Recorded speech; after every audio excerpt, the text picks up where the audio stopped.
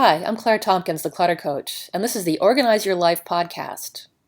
I am passionate about organizing because it makes my clients' lives so much easier, more relaxed, and with more time to spend the way they want to.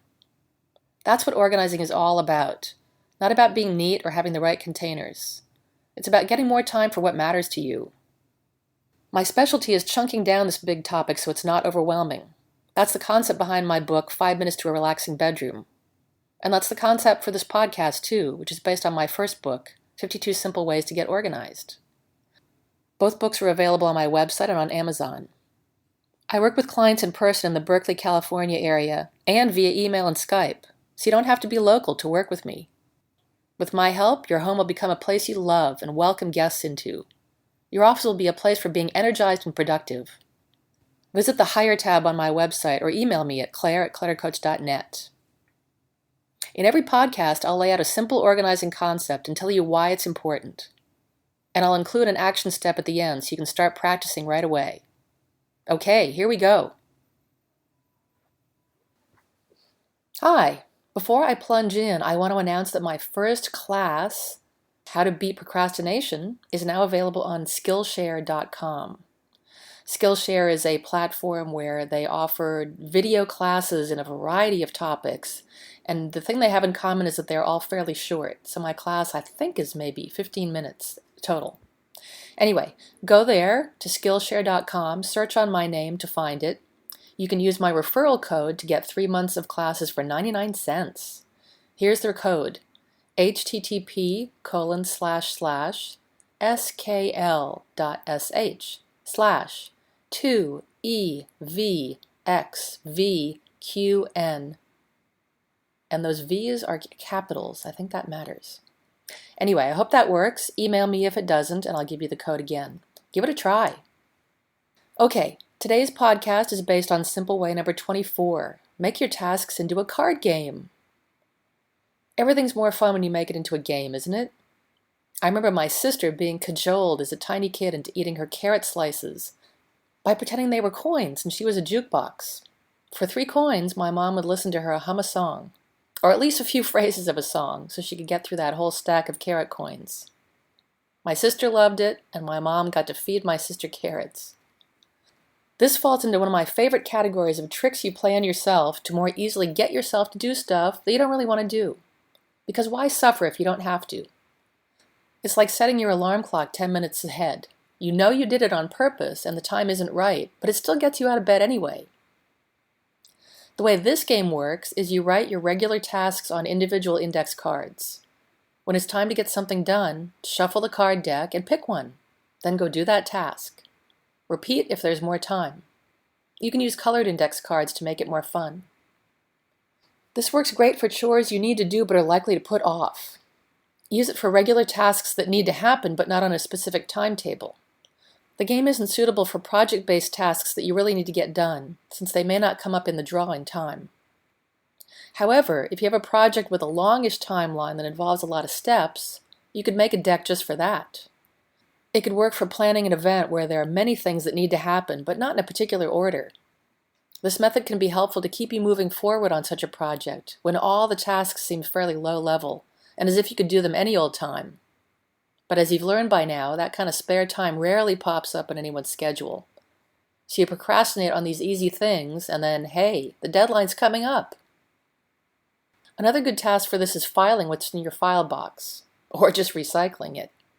Use this opportunity to review what you intended to file, and make sure it's still worth keeping. You can use it for household tasks, too. It's great for making progress on an ongoing project like repairing clothes. Your task would be to pick one item out of the basket and do what's needed, sew on a button, fix a hem, whatever it is. You only have to do one of those tasks. Group the cards by type of activity. You can have an entire deck for household cleaning chores that you do monthly. Another can be devoted to your home office with tasks like reviewing supplies, clearing out your email inbox, getting notes into a more usable place like Evernote, sorting through your inbox to see what you should prioritize and what you can dump or delay, and putting business card info into your database. Add a few wildcards to the deck that aren't tasks at all, but treats. Things like get up and take a stretch break, or dance around the room break. Or eat some fresh fruit and pet the cat. Just knowing that each card isn't a task adds some spice. If you spend a lot of time working on your computer, those wild cards should be physical activities, something that takes place in the present, rather than, say, going online to find a movie to see later that evening. If your job, or whatever it is that you're doing, involves being up and about, then a computer-based non-task card is apropos. Even once you're quite familiar with all the tasks you've written, there's still a fun element of suspense until you know what task you'll pick from the deck. Since you don't know, it's a good way to ward off anticipating something you're not crazy about doing. When you're not looking forward to it, your energy dips, and then when you have to actually do it, you're dragging. But if the task is a surprise, you can use your current energy to buoy you through it. This is also a great way to relieve yourself from making a decision about what to do next. Decision-making takes energy, and you run low on that during the course of the day. With this game technique, you avoid the decision-making, but you still get productive things done. If you want to take the concept further, code your cards by the amount of time they take, so that the one you pick will be suited to the time you have available. Divide the cards into half-hour tasks, 15-minute tasks, 5-minute tasks, and 2-minute tasks. When you have a longer period of time, you can mix and match. Another way to categorize them is by context. Do you need a computer to do the task? Is it an active physical task? Do you do it at home? Does it involve other people? Finally, if you really don't want to do the task on the card you pick, you can pick another one. And if another task pops into your head, do that instead. But do commit to doing something when you pick up your deck. The idea is to be productive, not just to play by the rules. Rules are only worthwhile if they serve you. Your action task for this week is to go out and get some index cards and write down the first task that comes to mind. See if you can keep thinking up more and writing those down too. Hey, thanks for listening. I'm Claire Tompkins, the Clutter Coach. If you like the show, I'd love it if you'd leave a rating and review in iTunes. You can subscribe too, so the podcast will be ready and waiting for you to listen to. The show is available on SoundCloud and Stitcher as well. You'll find the show notes on my blog at www.cluttercoach.net, and you can check out my store to find books I've written and books and products I recommend, and some freebies too.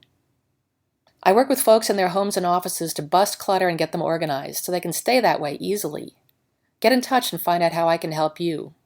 I'm in Berkeley, California, and you can reach me at claire@cluttercoach.net. Come back for more next week.